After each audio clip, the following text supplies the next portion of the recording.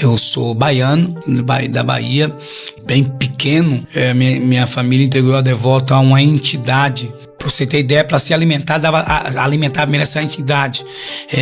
As pessoas no Nordeste, ela vai mais se identificar, sabe o que é? O Cosme e Damião.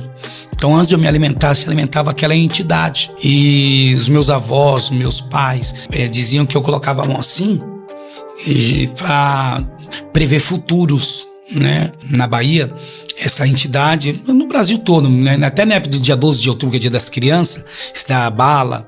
Então, todas as vezes que nós íamos comer, ia isso. Mas Deus, pela sua infinita misericórdia, fez com que os meus pais fossem para São Paulo, e lá em São Paulo, Deus os salvou.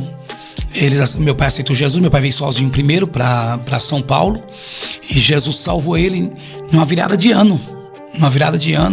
Ele veio com problemas, com a justiça, tudo, e Deus o trouxe, salvou, fez passar todo o processo de passar pela justiça, e Deus o salvou.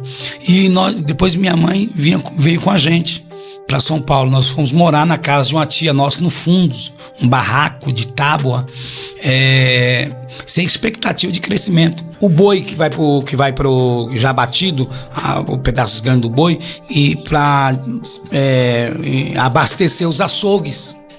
Meu pai trabalhava com isso, e de noite como vigilante, para sustentar. Isso na década lá atrás, né, vou falar. Aí o meu pai fazia isso. E depois nós começamos para a igreja, teve o primeiro culto com as crianças. Eu fui batizado com o Espírito Santo de manhã. Eu tinha 6 anos de idade. Fui batizado com o Espírito Santo.